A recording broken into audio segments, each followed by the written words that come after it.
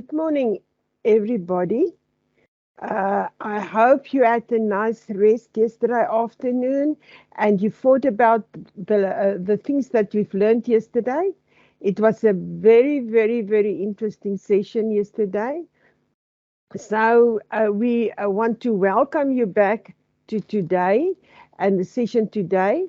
From yesterday, we have seen that really it is true that research helps to engage and helps us to know more.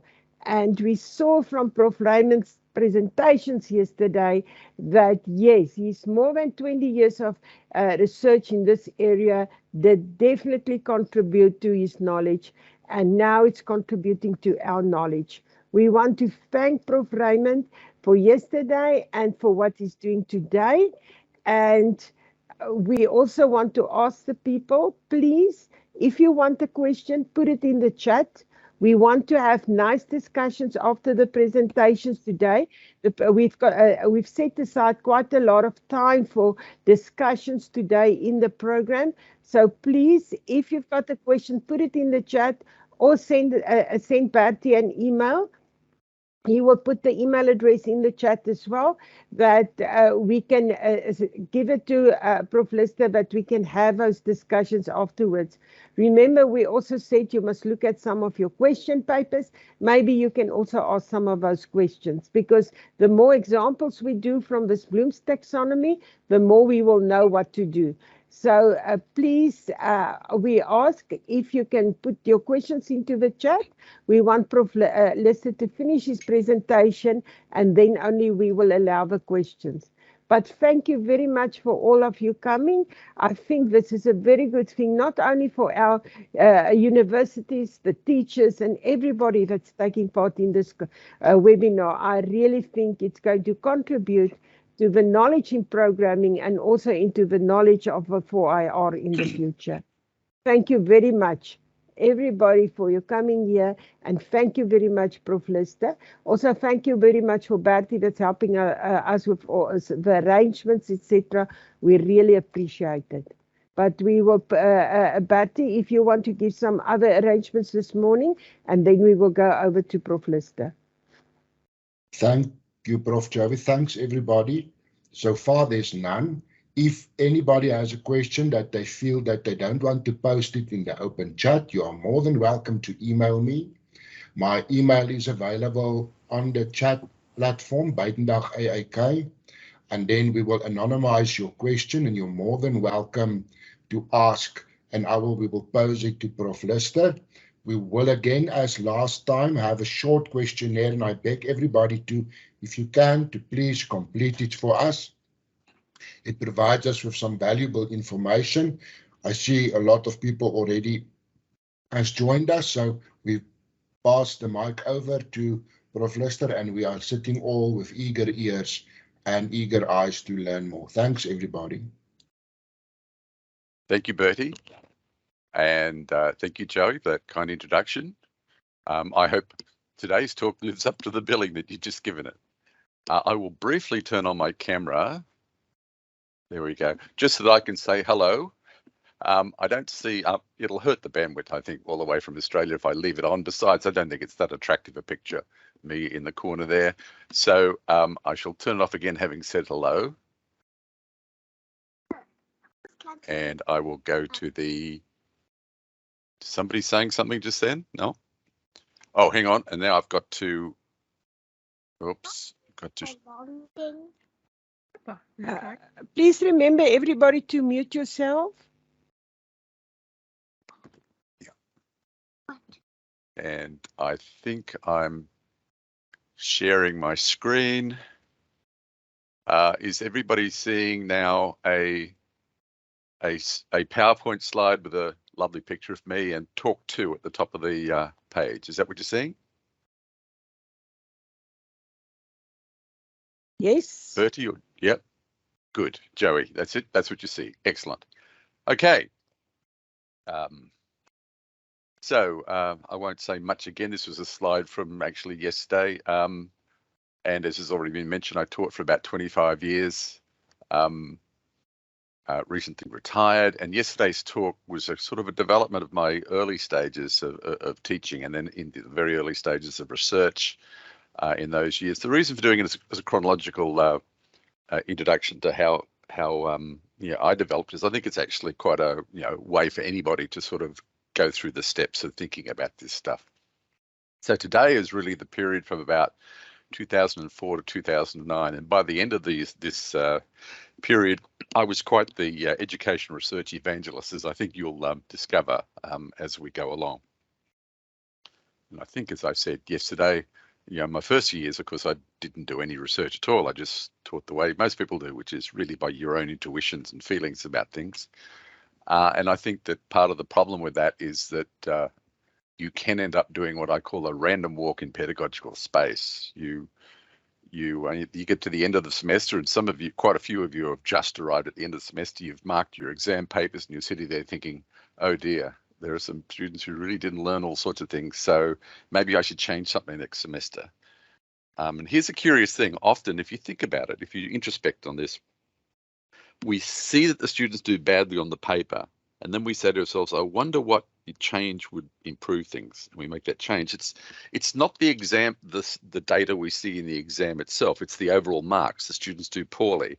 We tend not to make deductions about where the problems are from a close examination of the exam paper or any other assessment item. It tends to be a gut feeling about what might not be working, and we take that to the next semester. And sometimes often our intuitions are very good, but in general, I'd have to say that they are, in the greater scheme of things, changes of direction in a random walk in pedagogical space.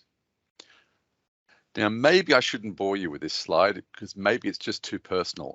But what I'm showing you here, obviously, is a page from Amazon, and on it is a very old textbook, A Guide to Fortran 4 Programming, written by a fellow called Dan McCracken. By the way, I talked a lot about a fellow called Mike McCracken yesterday. Just for the record, Dan McCracken and Mike McCracken are not related. Mike was very insulted one day when I asked him if they were, because Dan McCracken apparently is a great deal older than Mike. And this is a book of great in personal significance, because I started my university career as a first-year student in 1978, just yesterday, 1978, and this was our textbook for learning to program in Fortran. And of course, as things went in those days, it was Fortran, and we wrote it on punch cards, which we put through a card reader. Such a disappointing thing that card readers have gone away. If you've ever seen an old-fashioned card reader reading dozens of cards every second, it's quite a sight. And then the cards were read, and your Fortran program was sent to the university computer, just the one in the whole university. And if you were lucky, a run came back the next day and you got to see how badly your program worked. That's how things were back in 1978. But here's the thing, I actually went into Amazon and I bought my old textbook. Back in 1979, I probably sold my original textbook to the incoming class, somebody in the incoming class. I didn't have it. So decades later, I bought my old textbook again, and I opened it up, and you'll have to take my word for this, I guess. I opened it up, and as I read through it, and this was a year after I'd been teaching myself for years, I said to myself, really, the way we teach programming hasn't changed. Now, obviously, we weren't teaching Fortran anymore, and we weren't doing it on punch cards, and we certainly weren't doing it on the university computer. We had labs full of 30 machines a lab, and half a dozen labs probably. But when I looked through the book, I thought the pedagogy for teaching programming really hadn't changed since I'd been taught programming in 1978. There'd be a little section on this is how you declare a variable, and this is what you can put an integer value into this variable and a real value and so on, and then there'd be some exercises. Now that we've told you that, write some code. And then, a week or two later, there'd be if statements, and this is how an if statement works. And now that we've shown you, here are some exercises, go away and write some code, and so on. Loops, this is how a loop works. Now that we've shown you, go away, write some code. And here's the thing. The pedagogy hasn't changed. I'll make that assertion. None of you probably were learning programming in 1978. So you'll have to take my word for it, that things haven't changed that much in the pedagogy. I mean, here we are. I programmed on punch cards. and ran my program on the university computer. And here we are decades later with web services like Amazon. The world around us has changed so much since 1978. But I will maintain that the pedagogy, the most common ways that we teach programming, have not changed at all, really. The language has changed, sure, but apart from the translation from one language to the next, the textbooks themselves haven't changed. The pedagogy hasn't changed. And I thought a lot about that for quite some time. High school students, the intending high school teachers, please bear with me when I talk about academics for a moment. I maintain what we lead a rather strange double life. If I can get that slide to come back up again now. There we go. In our research lives, in the left-hand column here, we read other people's papers, we go to conferences and seminars and listen to them speak about their research, and then we go away and do our own research, and probably we live in a community where there are theoretical and empirical frameworks for how we should do good work, and if our work's good enough, it gets accepted for publication, and then we go to the conference or whatever, and we present, and other people learn from us, and we go round and round and round this cycle. And that's why we've gone from punch cards running on the university computer in 1978 to Amazon and Google and all sorts of other great things, Microsoft Teams, I suppose, decades later, because we progress. Research progresses and spills out into industry and so on. That's one of our lives. But the other life, the teaching life for an academic, is so different. For the most part, it's an introspective life where, we teach our class, and then we sort of think about it. About this time of year, you start thinking about what worked and what didn't work in the previous semester, and you might make a few changes and so on. But it's a relatively private process. You may talk to some colleagues in your own institution, but you're unlikely to get on an aeroplane and go internationally and go to a conference to find out how other people are teaching. And also we work within what are called folk pedagogies. This is a term coined by Jerome Bruner, I think, back in the 90s. And it's a very fancy way of saying you work within personal intuitions about how people learn the particular subject. You don't really work within well-defined theoretical and empirical frameworks. And finally, the outcomes remain relatively private. Sometimes it's good they remain relatively private because sometimes the outcomes are not great. Maybe your class did very badly and you prefer not to talk about it too much. So there is no, and of course, as I say here, the feedback loop is the most important part in research. We build upon each other's work, but there's no real feedback loop. You might talk to a few like-minded colleagues, but in general, there's not a big, rich feedback process in our community. As I like to summarize it, in research, we progress, and we go from punch cards on the university computer to Amazon and Microsoft Teams. We progress over the decades because we keep building upon the work of other people. As Newton said, if I've seen further than anyone else, it's because I've stood upon the shoulders of giants. By the way, a short digression on that, if you've ever heard that. It sounds very noble that Isaac Newton said that, doesn't it? If I've seen further than other people, it's because I've stood on the shoulders of giants. It turns out that it's widely speculated the reason why he said that was because one of his great rivals was Robert Hooke, and Robert Hooke was a very short man. I digress. We build upon research cycles.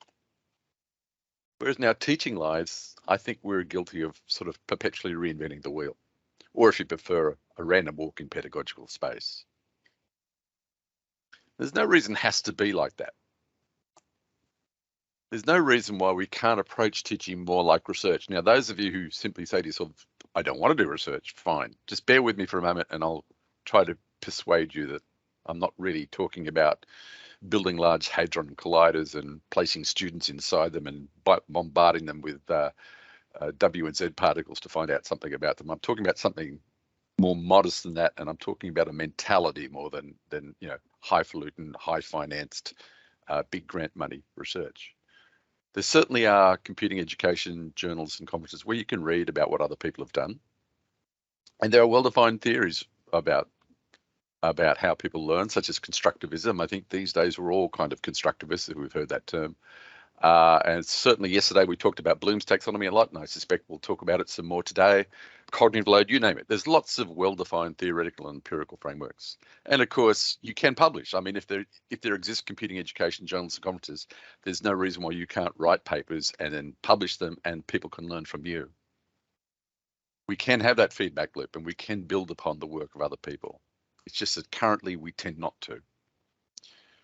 Now, some of you might be thinking to yourself, I'm a teacher, I don't want to research. Some of you, I know, being educated to become high school teachers, so you're not thinking of yourself as a researcher.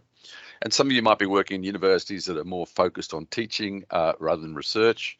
And I congratulate your university on that. That's a noble pursuit. I'm not being condescending at all about this, but I believe that if you just bring a little bit of a research mentality to your teaching will work better and you'll be happier with your teaching. I mean, as it is, you try out new ways of teaching things every semester. And there's no reason then why, you can't say, look at your exam results and satisfy yourself that what you did worked or did not work. And then, of course, here's a little slogan that I'm going to keep showing up as time goes on. A good exam should teach you something new about your students. I mean, we think of exams as a way of putting numbers to students, putting a grade or a mark out of 100 against a student's name. And certainly, I guess it's fair to say that is the primary goal of any exam or any other assessment item. But a good exam should do more than that. A good exam should teach you something you didn't already know about your students. My students can do this, but they can't do that. And then it gets you thinking in a very productive way about what sort of changes you'd make, rather than just looking at the overall grade distribution at the end of the semester and saying, gee, the students did poorly again this semester. What might I change? You actually go into the exam paper and you examine question by question how the students are doing, and in particular compare student performance again on pairs of questions. The students could do this question really well, but for some reason they can't do this other one. What am I missing here? So be guided by the results in your exam paper, and of course that informs how you go about teaching the following semester. And that is essentially, if you get in seriously and examine what you can learn from your assessment materials, and particularly your exam, that's really all I'm saying is a research mentality. Perhaps you don't want to fly internationally and present your results at an international conference, fine, but that's not really necessary. You do need to talk to people. You can't do research all by yourself. Well, you can, but it won't be in the long run very good. You need to bounce your ideas off other people. You need to hear other people's ideas. Research is a social process, but your research community doesn't have to be some highfalutin international body. It could be something quite simple, like a like-minded group of people who meet and share in a pub once a month. Try to pick a pub that's not too loud, because you do need to talk and be able to hear each other if you are going to do this in a pub. Now, but if you do meet once a month at the pub, try to be research oriented in your conversations. And what I mean by that is it's easy for a group of people talking about teaching to stop being a research group and to become what I would call, perhaps melodramatically, and I mean no offense by this, a religious group. What I mean by that is people hold to themselves very dear beliefs about how teaching should be done. And they argue about it, but nothing ever comes of it, because there's no way of deciding who's right and who's wrong. It might be a religious group in the sense of, you can imagine you might have a Buddhist and a Christian meeting in a pub once a month, and they debate each month who has the better religion. And of course, neither of them changes their position. There's no going forward. And that might be entirely appropriate for a religious group, but that's not appropriate if you're trying to improve teaching through a research mentality. You've got to solve your disagreements by saying, well, how could we, demonstrate this? For example, suppose somebody comes to one of your monthly meetings and says, I believe that students learn better when they're in a classroom where the walls are painted green. Now, right now, you're thinking, well, that's a silly thing, but I can tell you that in my old university, UTS, there is a lecture theatre that's painted green, precisely because somebody high up in the university administration believes that people learn better in green rooms. Don't share that with anybody from my university, by the way. But, you could sit in the pub and have a very entertaining hour or so over a few beers where that person says, green walls mean students work better. And you say, no, don't be silly, it can't be. And they say, no, it's true. And you say, no, it's not. And you go, yes, no, yes, no, yes, no for the full hour. And you're not getting anywhere. You need to collect data in some way to solve that. That's kind of, you might remember my two dogs from yesterday. Here they are again. This is what you've got to try to avoid. There are a lot of 90% of your teaching might remain intuition, and that's all right. But when in that other 10%, there might be things that can be proven to be correct or incorrect by doing research. And when that's possible, there's no point in just arguing about who has the better intuition or who learnt. You've got to try and solve it with data. And as Nietzsche said, convictions are more dangerous enemies of truth than lies. Right. This is a lot of writing on one slide, isn't it? I might pause for a moment and just let you read it.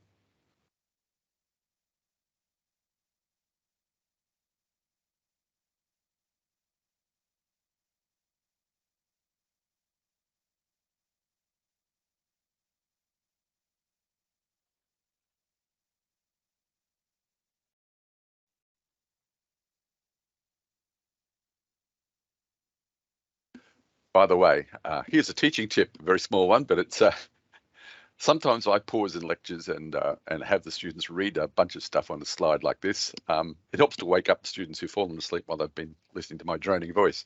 And a little teaching tip, I always read through the material on the slide twice to myself quietly to give the students enough time to read it once. Now, I won't talk about the stuff in the big font for a second. I'll go to the thing, one of the things near the bottom, not just a constant source of disappointment.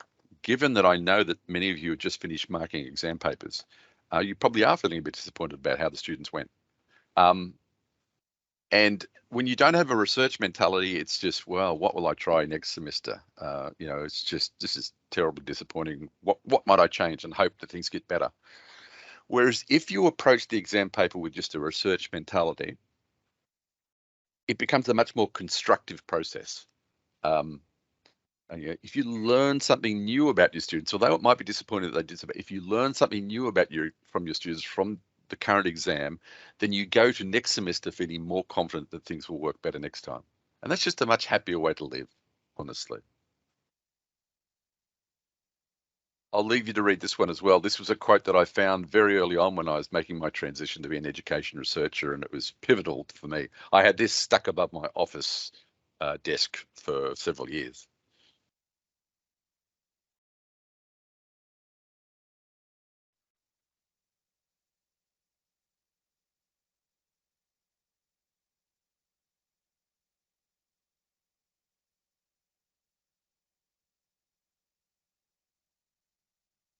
Right, I've read through it twice. I have nothing more to say other than that I found it an inspirational quote which I stuck above my desk, and maybe some of you might do the same.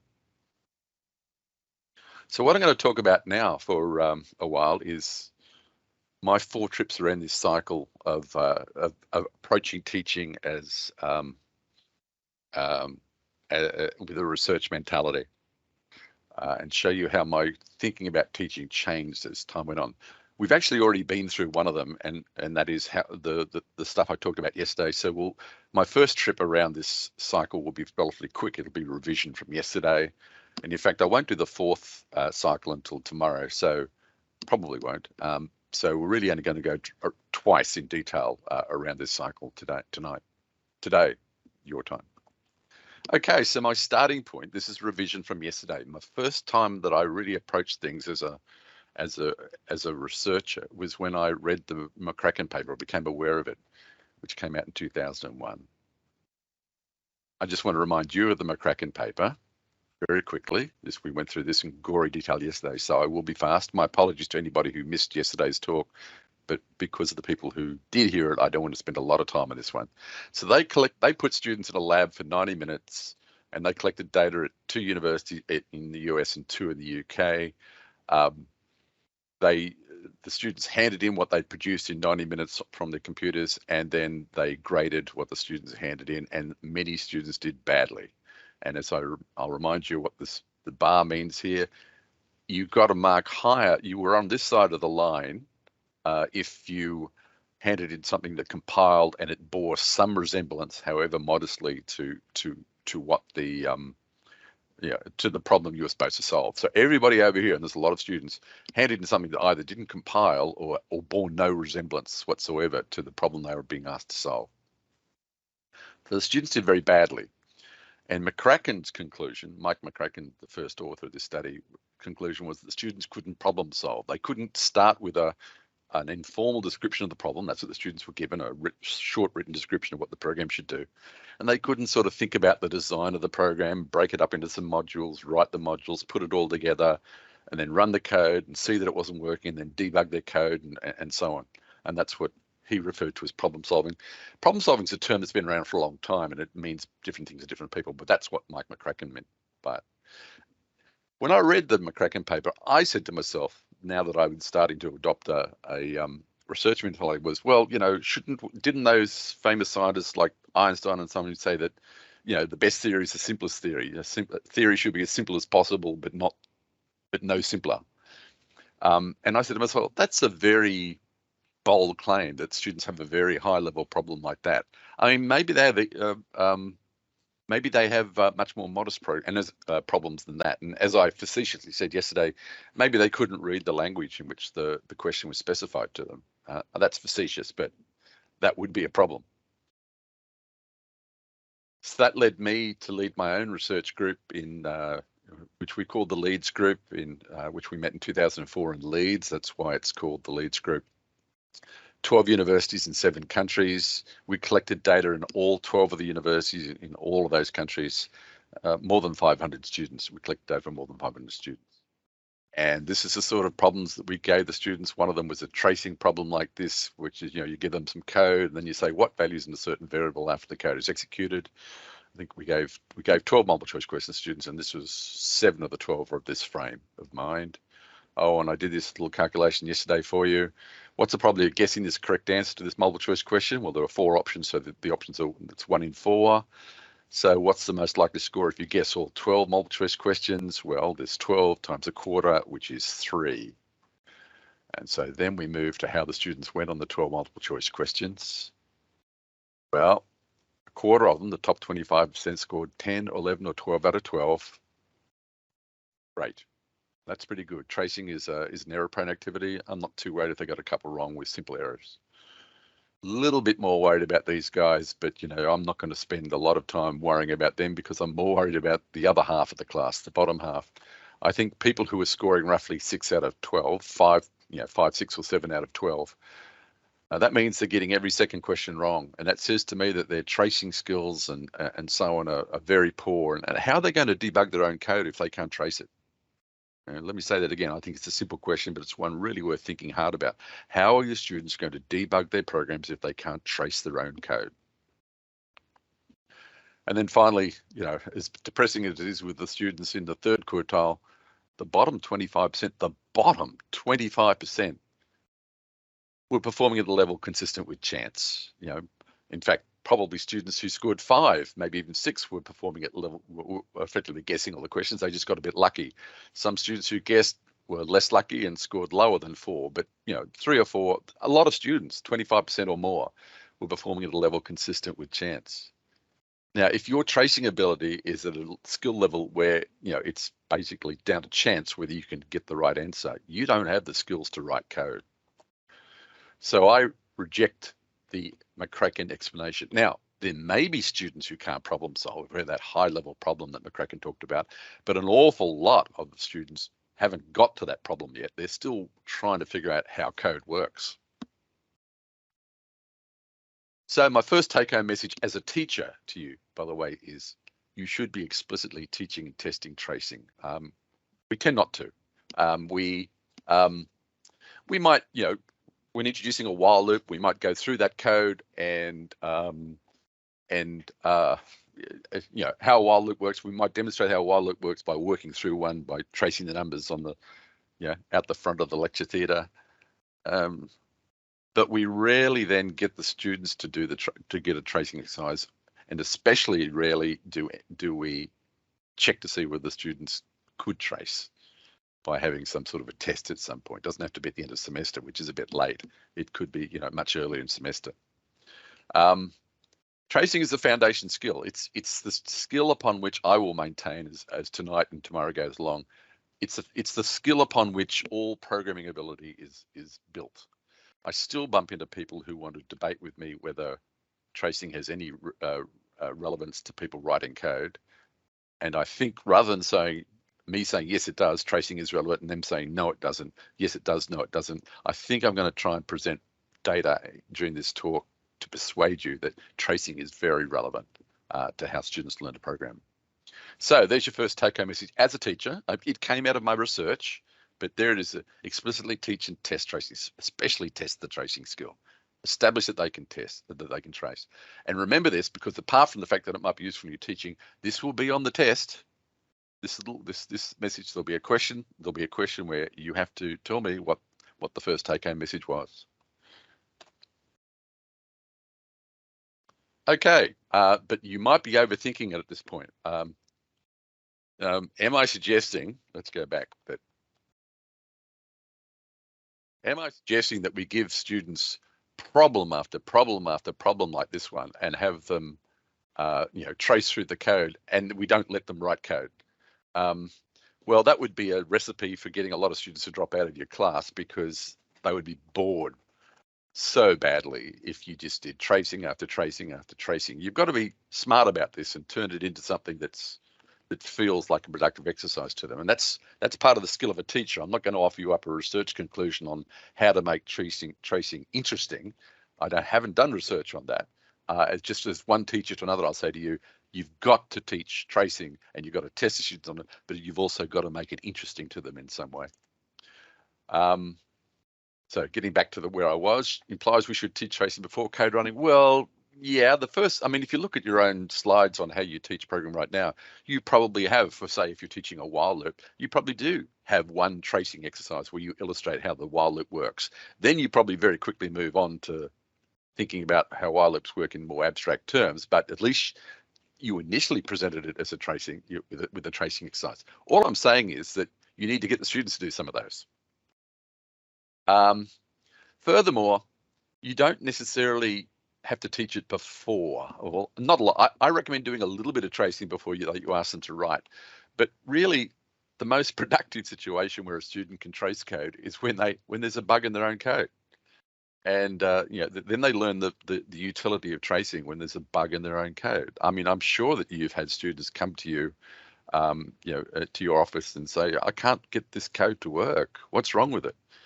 And you look at it, and within seconds, it's pretty obvious to you what's wrong with it. But the student hasn't traced it, possibly because the student doesn't know how to trace. So it can be very effective when that student comes to you and says, I can't get this program to work, a good thing to say to them is, well, have you traced the code? If they haven't, well, okay, here's a teaching moment. You could tell them, and this is up to you as a teacher, you can tell them to go away and come back when they've done a trace. Or you could say, let's sit down and do some tracing. Let's put some values in and see where this program goes. And actually, you get them to try and do the trace. And as they work through, you get to see whether they can trace or not. And you might find that your intervention with a student in your office is not really about them getting that piece of code to work. Your intervention is really about improving their tracing skill. And this is what I mean by, you can also think of tracing as a diagnostic and a remedial tool. It used to be the case, I'd look over a student's shoulder in a lab and I'd see them writing code and it was, it wasn't working. And, what do you do with that sort of student in that moment? There can be all sorts of reasons why the student is struggling to get their piece of code working. And I suggest, often the first thing to do is to say to them, look, well, let's trace your code. Let's put some values in and see if you can figure out what's going on with it from that. And then you can establish whether the student can trace or whether they can't. And then well, if they can't trace their own code, I need to get them improve their tracing skill. And if they can trace their code, then the problem is a more sophisticated problem. Maybe they have Mike McCracken's problem they can't problem solve, and you move on to helping the student that way. Well,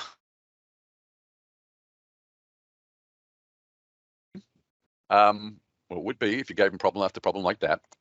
But let me give you a couple of examples.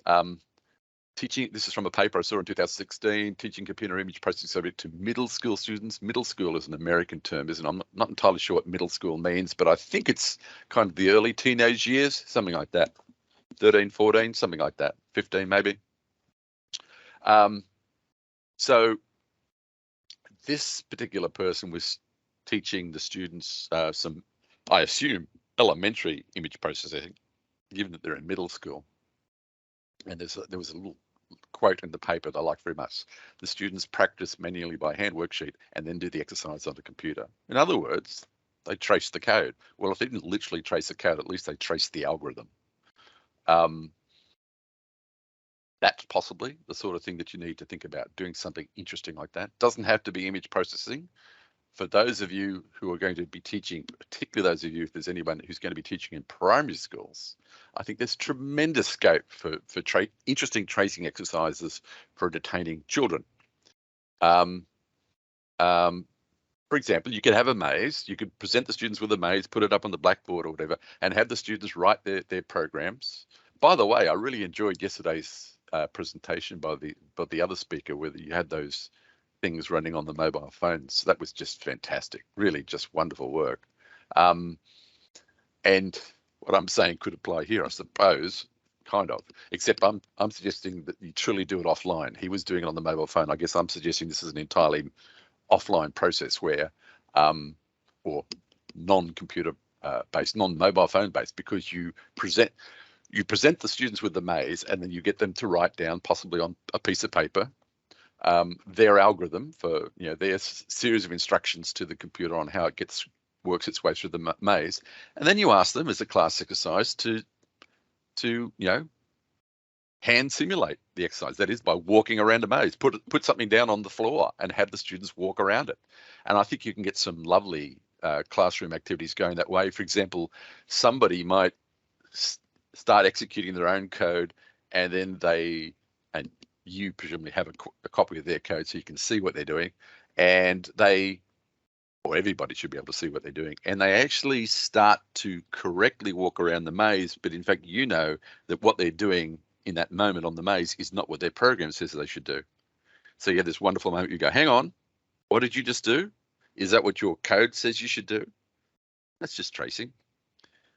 You might have students swap, one student writes the algorithm and another student then becomes the robot and walks through. And again, that student might be tempted to do the correct thing and not follow the code. So you can have, look, I'm going to stop at this point, because as a researcher, I don't think that I have half the ideas that lots of teachers have about how to make their stuff entertaining. You can make tracing entertaining. Okay, now I'm going to get back more into a little bit of a research mode, and talk about one of the mysteries that we had in the data from the multinational study from 2004. Something we didn't understand, because we did more than just simply mark the multiple choice questions as right or wrong and then present that table that I showed you a moment ago. We had collected other sorts of data, and one of those sorts of data was think aloud. You might remember there were 12 people in the group, in the Leeds working group. Each of us had to not just get our class of students to do the 12 multiple choice questions. We had to find 3 students. Each of us had to find 3 students, and we had to sit with that student while they did all 12 questions, and we had to instruct the student to think aloud as they did it, tell us what they were thinking as they were attempting the problem. And 12 of us, 3 students each, so that's 36 students that we collected think aloud data from. Okay, so here is one of the questions that we gave the students. Question 4. Now, I don't suggest that you read all this code, especially those of you who are watching this on a small screen. It will be too small. I just want you to focus upon the code for a moment in this rectangle here, and to actually help you, if you are looking on a small screen, I'm going to blow up that into something bigger. That code that I'm showing you is inside a while loop. You can see there are 2 arrays, x1 and x2. You'll see we do a test, we do an if condition, and if the if condition is true, we increment a variable called count. And I'm going to give you a further hint so that you don't have to read all the code. What I'm showing you there is the only place in the code where the variable count is being incremented. Now, clearly, if I said to you, what's this code doing? Explain in plain English what this code is doing. It's counting something. That's why I have a variable called count. So would anyone, well, if we were in a room, let me say at this point, I would stop and I'd force somebody in the room to tell me, to make a guess on the basis of just that little bit of code they're looking at, what the code as a whole is doing. And I'm not going to try and do that now because I haven't perfected the art of doing that in a Microsoft Teams or a Zoom environment. I will just tell you the answer. A good guess would be, well, I guess it's from what that little bit of code you're showing me. I haven't read all of it, but from that little bit of code you're showing, a good guess would be it's counting the number of elements in the two arrays, x1 and x2, that are equal. And that's a pretty good guess. It doesn't quite handle all the cases where there are multiple occurrences of the same value, but let's not worry about that. That's a level of detail we don't need today. Let me put it this way. When I present that code on the right-hand side on a piece of paper to colleagues, and I have done this, we've written a paper about this, we give experienced programmers, academic colleagues, all this code, and we say to them, we give them this whole question, all this code, then we say, after this code is executed, what does it do? And you watch the academics and they go, well, let's see, there's a while loop. Yeah, okay, righto. And they say, oh, it looks to me like it might be counting equal values. And then they have a little bit of a look at the rest of the code. It's slightly more complicated than that, but let's not worry about it. Let's just pretend for a moment it's counting the equal values and leave it at that. And then what do? They go up to the array and they don't trace their way through the code. They don't play human computer and execute all this code. They go up to the data and they just count out the number of equal elements. I'm not sure what count ends up being because you've got two twos this one, but because you're incrementing I2 once here. So when we get to 2 and 2 here, yeah, we'd stay on that 2, but we'd move this one along, so we'd count twice. The 2s would be counted twice. So let's see. So there's 2 1s, so there's one occasion. There's 2 2s, so that's 1 2, and there's so 3. I feel that the answer is D. Okay, you see how I just did it? We knew what the code does. We then went straight to the data, and we didn't bother looking at the code. But here was one of the mysteries in the Think Aloud data. When we asked 36 students to solve this problem, they didn't solve it that way at all. Students worked out the answer by tracing through the loop multiple times. They just played human computer. They went crank, crank, crank, crank through the code. As we said, and this is a quote from the paper, none of these students volunteered any realization of the intent of the code to count the number of identical elements in the 2 arrays. Whereas practically every academic we asked to do it did what I just said. They first read a bit of the code. They said, oh, well, I think it's counting, equal values. So the academics very quickly, experienced programmers very quickly deduced what the meaning of the code was, what it was doing, and then just jumped straight to figuring out the answer. The students, on the other hand, at the end of their first semester of learning to program, did not do that. They cranked their way through it. They went through this loop. So you would have gone through this loop, let's see, once, let's see, that one gets incremented twice, then 3 times, 4 times, 5 times, about 6 times, 6 or 7 times. They just cranked their way through it. And at no point did they even stop halfway. They're just like, oh, now I see what it's doing. They just cranked their way through it. And we summarize this as, oh, by the way, this was the same. This wasn't just a peculiarity of question 4. It was what happened for all the tracing questions. There were 7 out of the 12 questions were tracing, and this is what they did for all of them. And as we like to say, the students, the academics, deduced what the code did. They saw the forest, but the students didn't. The students saw the trees, the individual lines, they traced their way through them, but they did not see the forest. So, this is back to me evangelizing about the importance of tracing. By this stage, we're talking about 2004. I'd been teaching for about 10 years at this point. Now, I'd never realized that sort of thing was going on with my students. I'd always assumed that, if I had a piece of code like this, I assumed the students did it the way that, I just described. Oh, it's probably counting identical elements and so on. I never realized that the students were doing it a different way. And that's because when you're teaching, you're so busy teaching, you don't sort of step back and take a look at what's going on. And let me put it another way. A student comes to you with a problem. I can't get my code to work.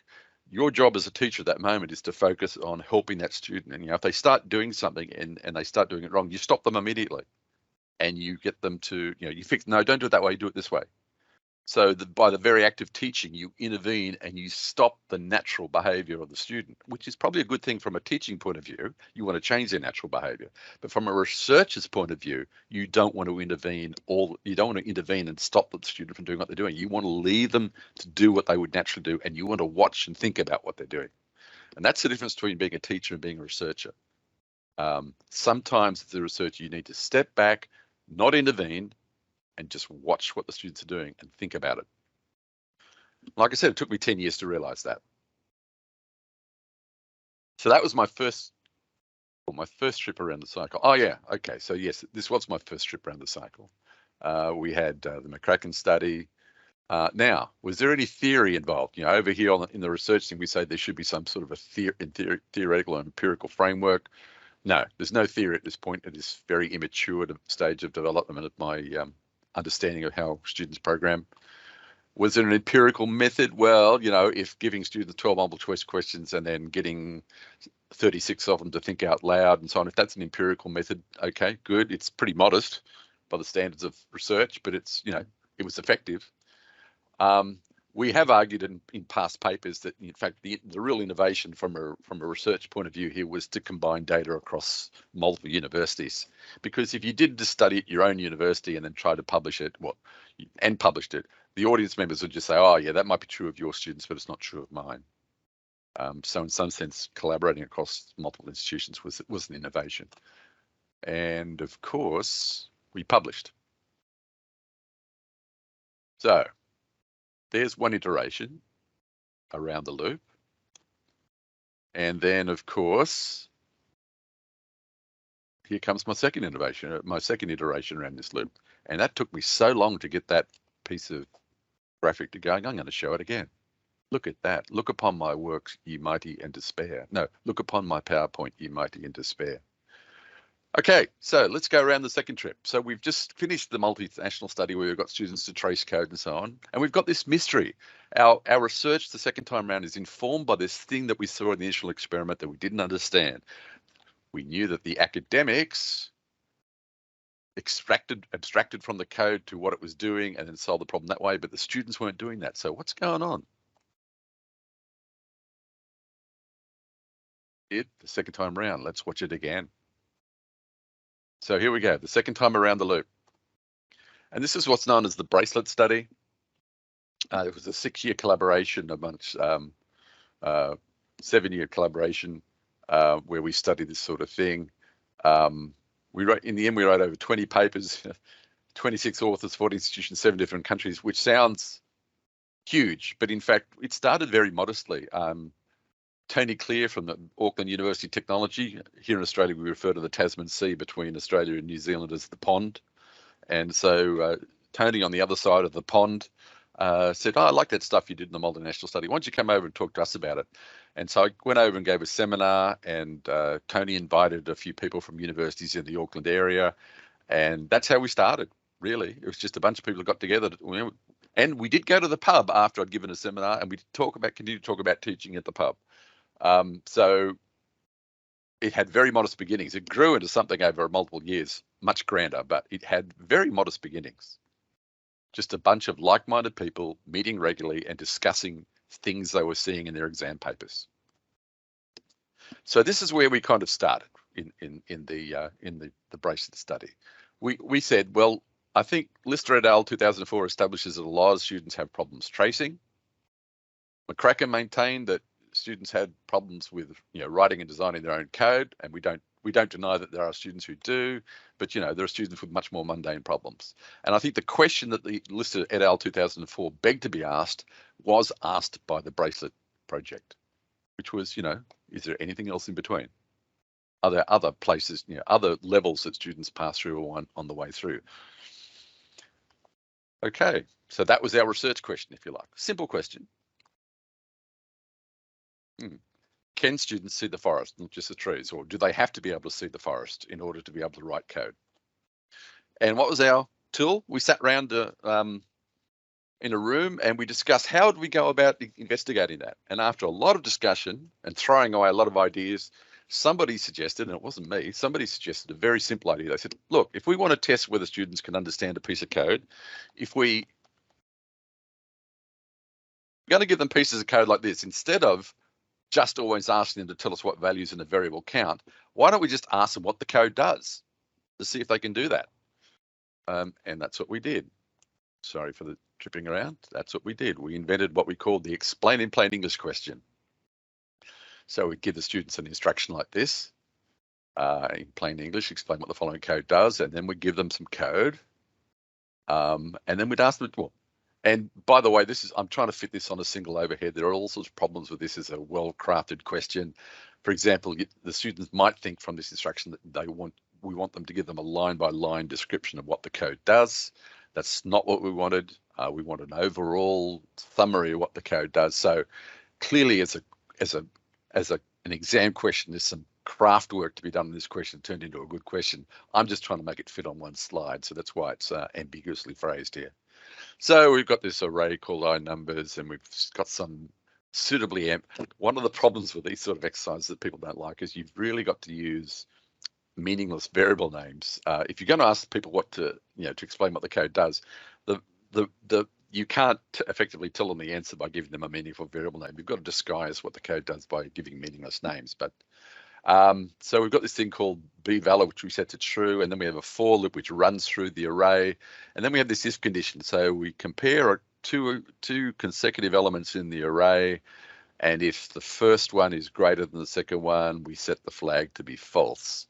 So if we were sitting in a seminar room, at this point I would stop and I would wait, insist that somebody in the room tell me the answer, and usually there was a long silence, and then I would say to them, you remember all those times in your lecture theatre when you're throwing a question out to the students and none of them answer? And you remember how frustrated you are that the students won't answer? Well, here's your chance to show that you're not like that, at which point somebody does volunteer an answer.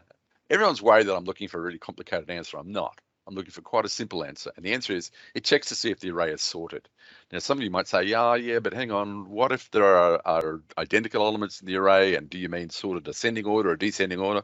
By the way, I think it is descending order, but that doesn't matter. If a student answered, it checks to see if the array is sorted. I'm happy.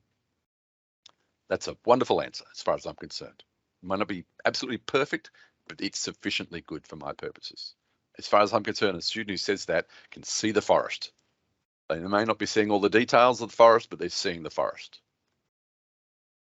Now, the second problem we were very pleased with ourselves. We invented this type of question. We all went back to our respective institutions and inserted this question into our exams to see what the students would do with it. Then we had a problem. How do we analyze that data? Oh, by the way, before we get there, while we're at it, since we're talking about Bloom a lot, I would classify this to be an analysis level question. In plain English, what does the code do? It's small enough to be analysis, the code. Yeah. Right, and so we hit upon using what's called the Solo Taxonomy, something developed by a couple of guys called Biggs and Collis in 1982. And what they took, it's another taxonomy, like different from Bloom, but another taxonomy. And what they said was that we can analyze this data in terms of, we can put a student's answer into 4 categories. At the bottom is what we call the pre-structural. So pre is the operative part here. The student can't explain the code at all. And the most common pre-structural answer is a completely blank answer. The student just didn't give an answer at all. And if you want to understand what pre-structural means, if I wanted to give you a fairly solid definition and say, imagine you gave this question to the students, you gave them this code before they started your course, your subject. So they know nothing about programming. Well, yeah. What sort of an answer could they give you? That would be a pre-structural answer. Next up is unistructural, which means that they went to at least some of your lectures and they learnt some of the material that you gave them, and so they can explain some of the lines of the code. They can't explain the whole thing, but they can explain some lines of the code. Like, I don't know, this line sets a variable called bValid to be true. This line creates an array.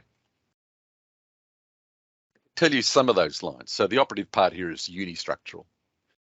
Uni, of course, means one, but we don't literally mean they can only do one line. Let's just say they can explain less than half the lines. I'm not too worried about exactly how many lines they can, but they can't explain most of it. Now, what you might suspect when we step up to the next category, multistructural, is Yes, they can see multiple lines. They can see the trees. They can tell me, and some of them do, give me an absolutely completely correct line by line description about what that code does. They don't take the extra step telling me what the code as a whole does. Some of you might say, well, you know, your explanation was ambiguous. Yeah, your instruction to the students. Yes, there's a lot of experimental method I'm glossing over here to make sure the student understands that you want them to give you a summary of the overall code. I'm skipping over that for the purposes of this talk. And so multi, I mean, maybe they can't explain every single line, but they can explain most of them. Then finally, the most interesting category, the one that we really want the students to do, is the relational category, where they see the forest, they see the whole thing, and they say, oh, it checks to see if the array is sorted, or something like that. Explain pithily what the code does as a whole. In fact, if that was too much information, the Solo taxonomy in its entirety, don't worry about pre-structural, unistructural, and multi-structural. Don't stress too much about that. That's really the sort of answer we're interested in, relational. There's, you know, it's Sydney or the bush is an expression in Australia. You probably have similar expressions in, so it's in New Zealand, it's Auckland or the rest of the country. It's relational or it's not relational. That's what we're really interested in. So here was our experimental method.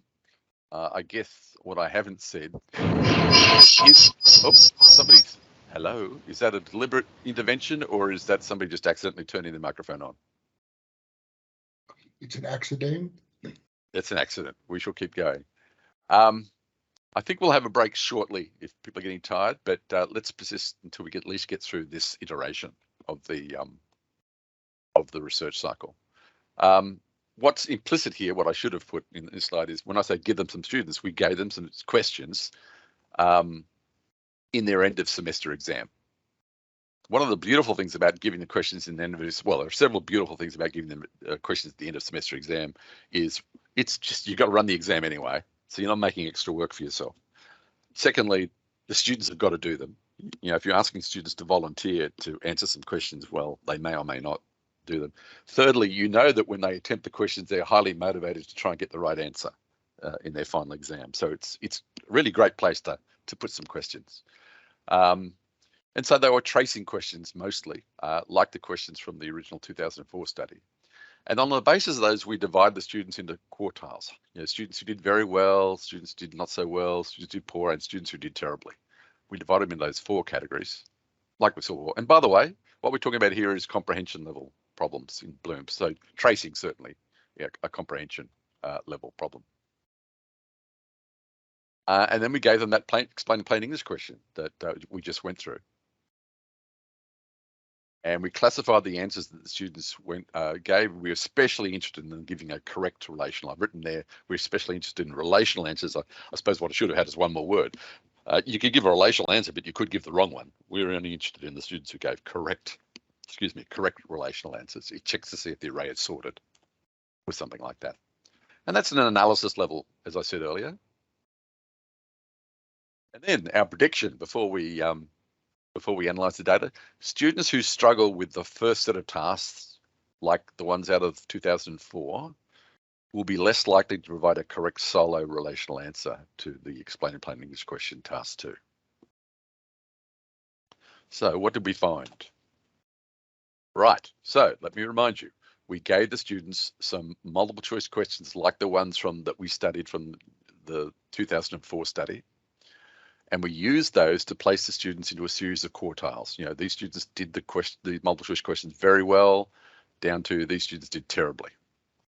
And then on the vertical axis, what we've got is the students' performance on the explaining plain English questions. So what I'm telling you here is, of the students who are in the top quartile on the multiple choice questions, like from 2004, 50% of them gave a correct response, like it checks to see if the array is sorted.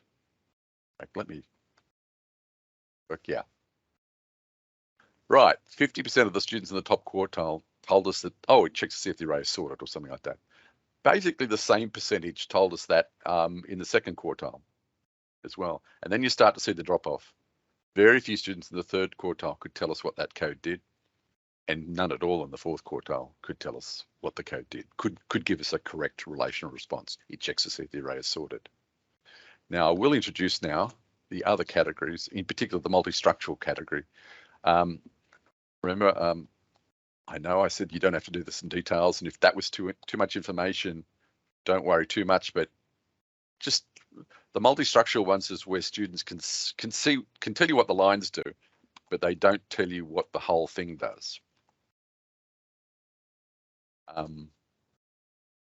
So what you found was that amongst students in the top quartile, they either told you, oh, it checks to see if the array is sorted, a correct relational response, or they gave you a multistructural response. And that was a little surprising. I expected the top quartile students to do better than that, but yeah, that was interesting to find out.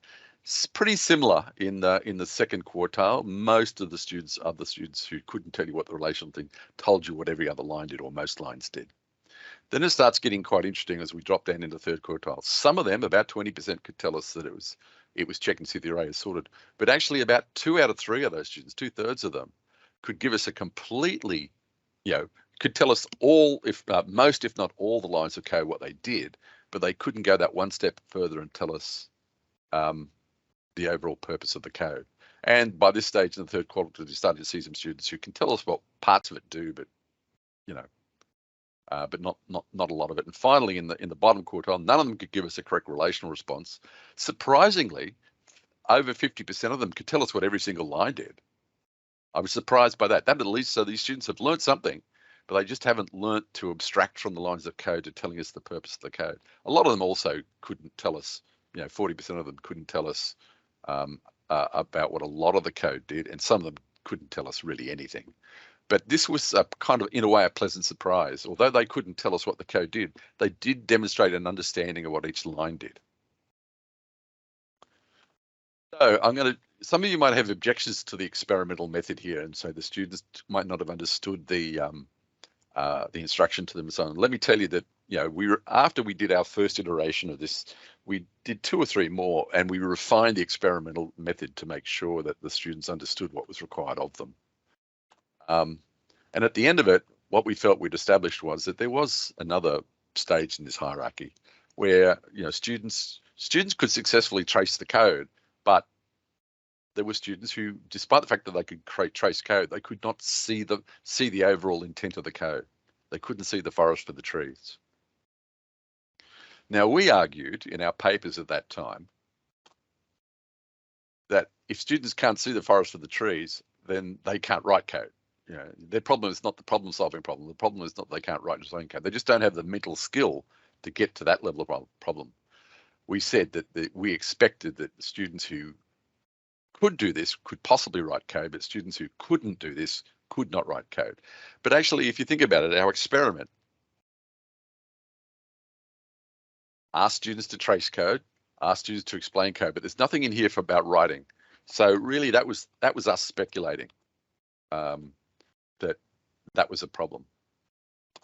So that was our second trip around the cycle. I'm waiting for something to appear. Is there something else that's going to appear? Maybe I have to hit the space button. Oh, there you go. Yeah, there was something of an empirical method of starting to appear in our work. We invented the explain in plain English question. Invent is a very pretentious word, but okay, we used the explain in plain English question. Was there any theory? Well, you could argue that Solo was theory. I think that's a bit grand. Solo is not so much a theory. It was just a handy way of classifying data, but it led to theory. Let me tell you that. We probably won't get that until tomorrow night, but there's a little bit of theory creeping in maybe. And then finally, of course, we published a bunch of papers between 2006 and 2008 describing this sort of work. So we're now making progress. We've now reached the point where, through a couple of iterations around the research cycle, and only by sticking questions into final exams, we're starting to develop a picture of what the problems are that students have. McCracken said this was the problem and the only problem. What we've established now through 2 research cycles is, in fact, there's a couple of other problems going on with students. That was our second trip. Yeah, okay. So perhaps it would be merciful at this point. How long have we been going? Bertie, anybody else? Would you like to make a call as the organizer? Should we break now, or should we just